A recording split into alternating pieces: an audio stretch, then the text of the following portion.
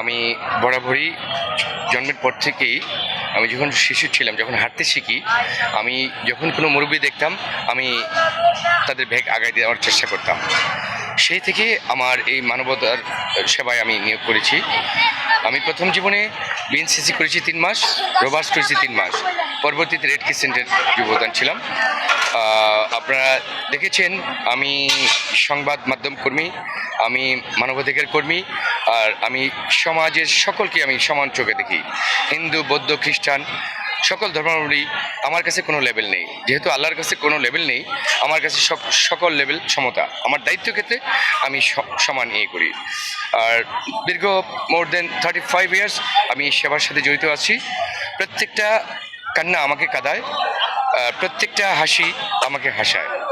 যে হাসি, যেই শিক্ষা মানুষের কল্যাণে আসবে না, সেটা আমি শিক্ষা মনে করি না। আমি বরাবরই সমাজ সংস্কারের সাথে জড়িত ছিলাম। আমি যাতে সমাজটাকে সুন্দরভাবে থাকে, মানুষ যেন ভালো থাকে, মানুষের দুঃখ কষ্ট লাঘব করার জন্যই আমার জন্ম। আপনারা মিডিয়ায় যারা আছেন প্রত্যেকে জানেন, আমাকে দেখেছেন দীর্ঘদিন যাবৎ, আপনাদের সিনিয়ররা দেখেছে। আমি সবসময় আন্তরিক থাকি, মানবিক থাকি। আমি দেশের মানুষ, আমি কখনো আমার নিজেকে একা ভাবি না। আর আমার স্বপ্ন আমি কখনো একা ভাবি না। আমি পুরো জাতিকে নিয়ে সবসময় পথ চলেছি। আমি সেই 64 জেলা পর্যন্ত, প্রত্যেকটা থানা পর্যন্ত আমার সেবার দৌড়, আপনাদের দোয়া আর আপনাদের ভালোবাসা নিয়ে আমি এই পৃথিবীতে চলে যেতে পাই। সবচেয়ে ভালো লাগতেছে আমি যেই বাংলাদেশ দেখতে চেয়েছি, আমি যেই বাংলাদেশ দীর্ঘ 30 বছর জন্য আমি স্বপ্ন দেখতেছি, যেই বাংলাদেশ বিনিময়ের জন্য আমি এত পরিশ্রম, এত শ্রম, সেই বাংলাদেশ এই এনসিপির মাধ্যমে, ছাত্র জনতার মাধ্যমে প্রতিষ্ঠিত হয়েছে। আমি তাদেরকে সাধুবাদ জানাই যারা এই জুলাই আগস্টে শহীদ হয়েছেন। আমি নিজেও ছিলাম এই আন্দোলনের সাথে জড়িত। আপনারা দেখেছেন আমি বিভিন্ন হসপিটাল রোগী নিয়ে গেছি, চিকিৎসা দিয়েছি, ঢাকার বাইরে থেকে ডোনার এনে তাদের সেবার ব্যবস্থা করেছি। আমি কোনো রিস্ক মনে করি না। আমি সবসময় সততাভাবে চলি, শুধু আল্লাহর ভরসায় চলি, সত্য ন্যায়ের পথে চলি। এই জন্য আমি কাউকে ভয় পাই না, কোনো হুমকি ধমকিতে আমি কখনো ভয় পাই না। আমি সবার আপন হিসাবে ভাবি।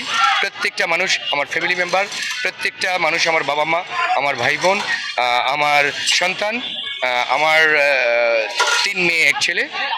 আমার বড় মেয়ে ইউবিসি ইউনিভার্সিটি পড়ে, ছোটো মেয়ে স্টেট ইউনিভার্সিটি পড়ে। তো আপনারা দোয়া রাখবেন। আমার ওয়াইফ, আমার বাচ্চারাও মানবিক, আমার ফ্যামিলি, আমার প্রত্যেকটা শিক্ষা আসবে পরিবার থেকে। যেই শিক্ষার আমাদের বর্তমানে অভাব, আমাদের পারিবারিক শিক্ষাটার বড় অভাব। আমি আশা করব আমরা শুধু শিক্ষা না, আমরা সবাই সুশিক্ষায় শিক্ষিত হয়ে মানুষের জন্য কাজ করব।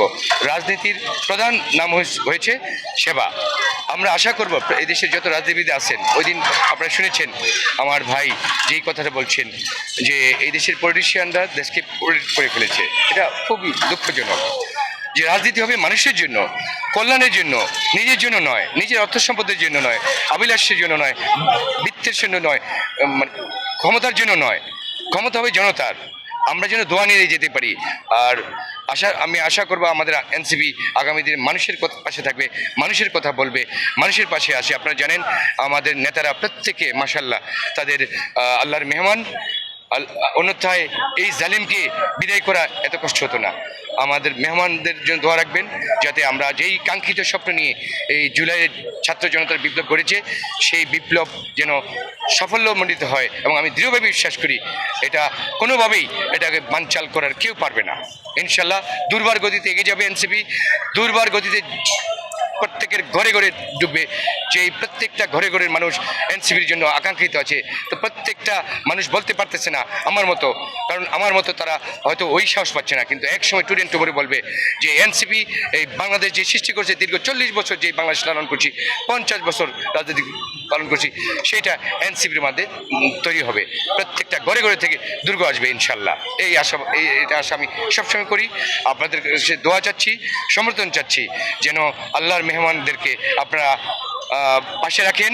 আপনাদের কথা দিচ্ছি, আপনাদের নতুন বাংলাদেশ বিনির্মাণের আপনাদের যে স্বপ্ন আছে সেই স্বপ্ন বাস্তবায়ন করবে এনসিপি ইনশাল্লাহ। আমি এর নগণ্য সদস্য হওয়াতে আমি নিজেকে গর্ববোধ করি।